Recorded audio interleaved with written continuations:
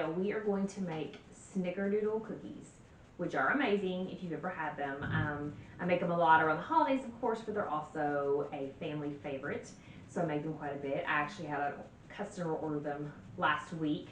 She's pregnant and she was craving some Snickerdoodles. So we're gonna make the dough, super, super easy, no crazy ingredients, and then we're going to scoop it out so they're all somewhat even in shape and size, roll them into a ball, roll them into some cinnamon sugar, and bake them. That's it. Snickerdoodles are so, so easy.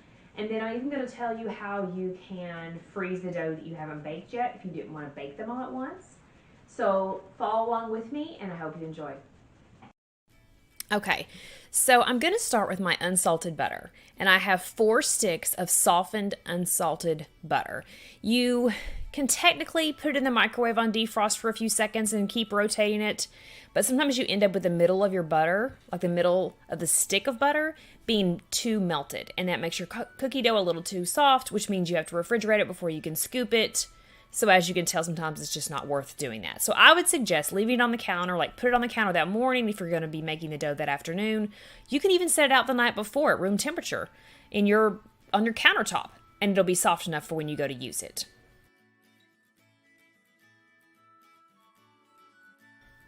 So here, I am adding in my granulated sugar, and I have 3 cups of granulated sugar, and I'm just doing that very slowly, and my mixer is on the lowest speed. I think it's just titled stir on my KitchenAid mixer because it will just fly back up at you. And then once it's all in there, I do turn the speed up a notch.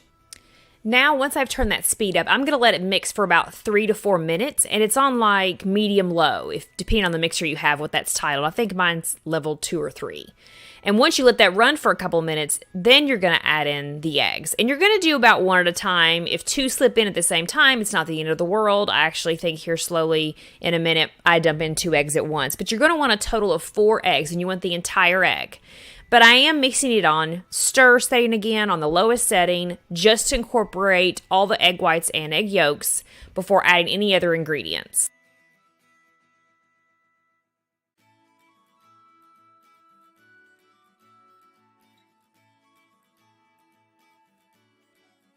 Okay, now after I've got my eggs incorporated, I have dropped down the bowl and I'm scraping it to the best of my ability. I'm such a firm believer in scraping down your mixing bowls several times, no matter what you're making, cookie dough, cake, pastries, whatever. So I'm scraping that down the best that I can before I bring it back up and continue to stir, just to make sure I've gotten all the butter off of the bottom of that bowl.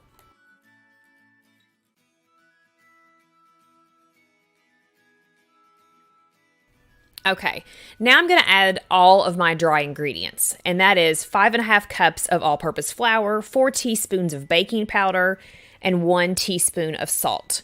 So you're going to add that in very, very slowly because it will fluff out at you and puff out at you worse than the sugar did the first round. So really, really slow, the slowest setting on your mixer, and I'm just barely dumping a little bit in. If I was measuring it, I would say it'd be roughly 1/2 to 3/4 of a cup at a time. But I'm just doing that until it's all in there. I'm probably making a mess, but I have very little patience, so this is normally how I do it. And once it's all in there, you're going to see me scrape the bowl down, and you'll see how much the dough has come together and really firmed up after adding in my flour and other dry ingredients. Okay, so there's my dough, and you can see how much stiffer it has become. And before I scrape it down off of the beater blade, I am actually scraping the bottom of the bowl. It's holding all that dough up there on the blade for me, so I might as well take advantage and really scrape down at the bottom, because a lot of your flour will get stuck to the bottom of the bowl as you add it slowly throughout.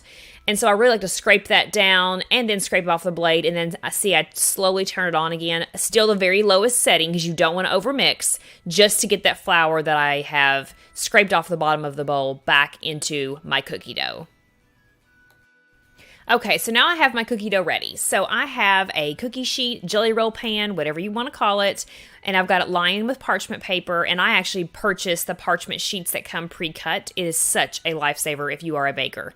And I'm just scooping out my cookie dough. I'm going to put 12 scoops onto this cookie sheet, And I have an ice cream scoop, but it's a smaller one. This is what I'm using, and I will put the measurements for that scoop in the notes at the end of the video, so you can actually see and order that if you can use it. But it's a little smaller than an average ice cream scoop, and it makes the perfect size for most drop cookies, unless you're looking for the monster size. But over Snickerdoodle, that's normally not what you're looking for.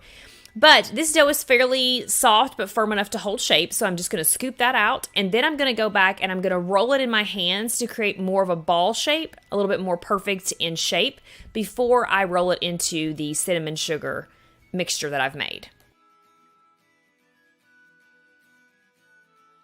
Okay, so as you can see, I'm just rolling them in my hands, nothing crazy, just to get them somewhat all the same shape, and to kind of roll in those little fringed edges that the ice cream scoop leaves on the edge, because I really want these to bake into a nice circle shape without any kind of rough edges. So that's why you do this rolling technique. If you're in a hurry and you're just making these for your family, totally skip this step. It does not have to be done. I just like the look that it creates for the Snickerdoodle cookies. And then in the bowl to the left of my cookie sheet there, I do have my cinnamon sugar already mixed together. And I have in there 4 teaspoons of cinnamon and 4 tablespoons of sugar is what I have in that bowl. And I'm just going to roll them in the bowl, but I'm also going to, every once in a while, you may have to shake your cinnamon sugar to even it back out because it will kind of get piled to one side. But this just really makes it good, and I kind of like how some cookies may have a little bit more cinnamon than others.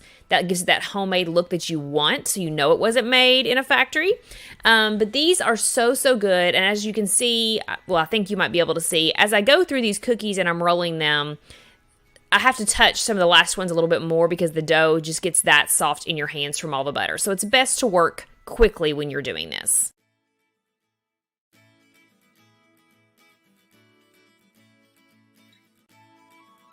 All right, last step.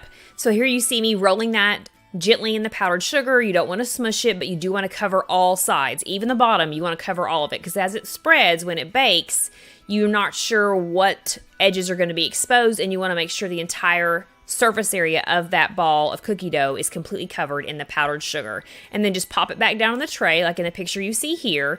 And you can see some have a little bit more sugar, and when they come out, they are beautiful, and you really want those nice little cracked edges.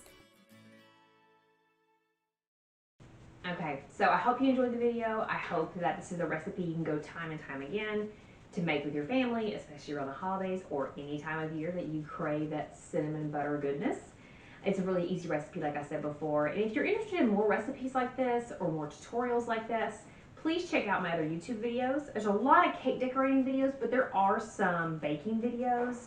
I have a sugar cookie recipe and a chocolate chip cookie recipe on here. So please feel free to check those out. Grab those recipes from the video details and use them again and again. And if you're looking for more information on baking, cake decorating, maybe even thinking about doing this yourself out of your home or out of a storefront or whatever it may be, contact me through my website, www.thesweetshopbybeth.com, and I'll have it again in the details at the end of the video. Contact me through there. It'll send me a direct email, and we can talk more about how I can help you make that next step within your baking life. Thanks for watching. And before you go, I wanted to add, if you are going to freeze this cookie dough, you're going to want to freeze that after you roll the cookie dough into balls. You can freeze them on the cookie sheet just as they are, where they're not touching. Pop them in your freezer for about 3 or 4 hours, and then you can take them off the cookie sheet, place them in Ziploc bags, and then pull them out when you're ready to bake, and then roll them in the cinnamon sugar before they go in the oven. And if you're going to be doing that, you want to let them sit on the counter on the cookie sheet for about 20 minutes before you place them in your oven, so that the center of the cookie dough has time to thaw a little bit and it'll bake more evenly.